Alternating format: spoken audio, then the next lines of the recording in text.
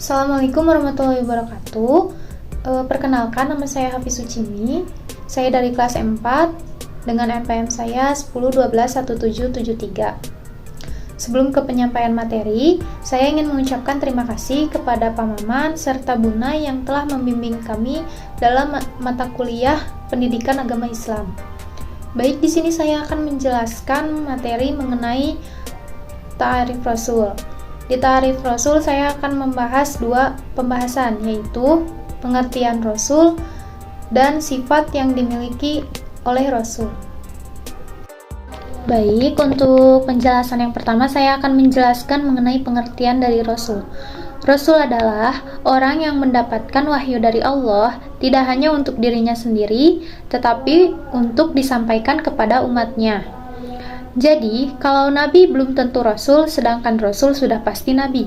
Tugas dari Rasul sendiri yaitu menyampaikan wahyu dari Allah untuk disampaikan kembali kepada umatnya.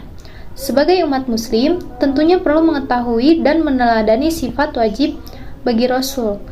Nabi dan Rasul adalah manusia-manusia terbaik pilihan Allah. Tentunya, hal tersebut yang membedakan dengan manusia lainnya yang seperti kita. Selain karena mendapatkan amanah berdakwah, ada sifat wajib bagi Rasul yang tentunya dimiliki oleh Rasul. Sifat-sifat tersebut akan menjaga mereka dari dosa. Karena tugas seorang Nabi dan Rasul adalah untuk mengantarkan umat dari zaman jahiliyah menuju zaman penuh pencerahan.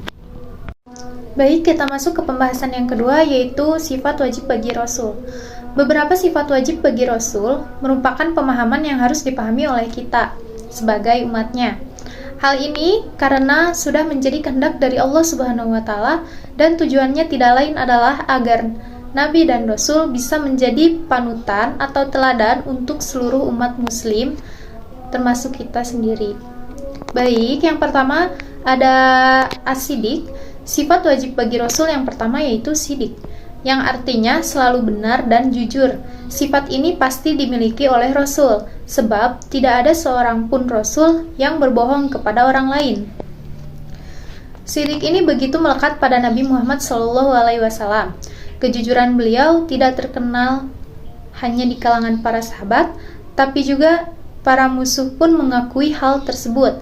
Sebagaimana dalam hadis yang diriwayatkan oleh Ali, bahwa Abu Jahal pernah berkata kepada Rasulullah SAW, "Kami tidak menganggap engkau dusta, tapi menganggap dusta ajaran yang engkau bawa."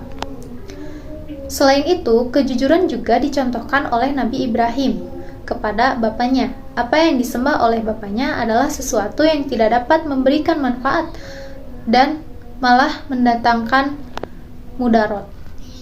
Maka Nabi Ibrahim berusaha mengajak bapaknya untuk meninggalkan hal tersebut. Yang kedua, amanah.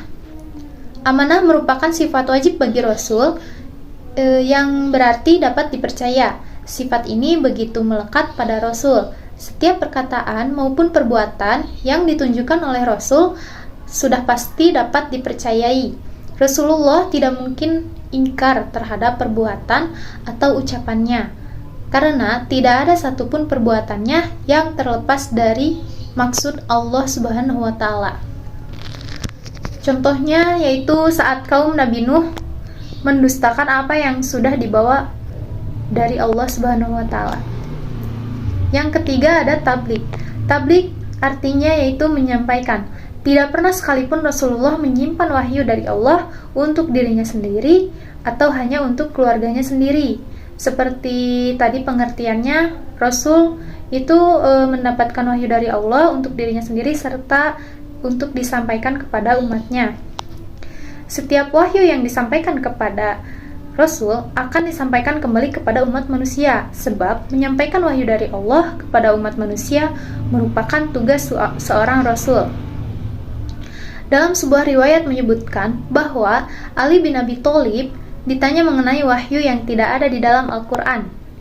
Ali menegaskan, "Demi zat yang membelah biji dan melepas napas, tiada yang disembunyikan kecuali pemahaman seseorang terhadap Al-Quran."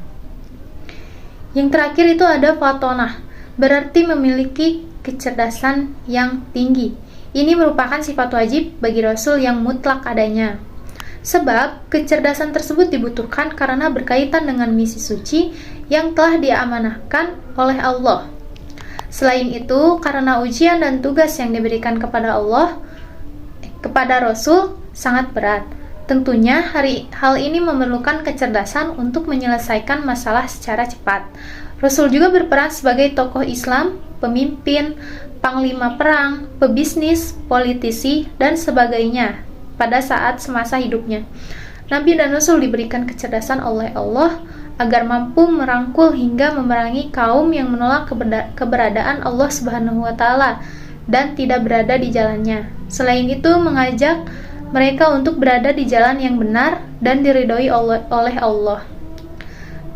Kesimpulan dari pembahasan yang sudah saya bahas yaitu bahwasanya Rasul diberi wahyu oleh Allah untuk menyampaikan kepada umatnya, serta terdapat sifat wajib yang dimiliki Rasul yang dapat kita teladani dari keempat sifat wajib tersebut.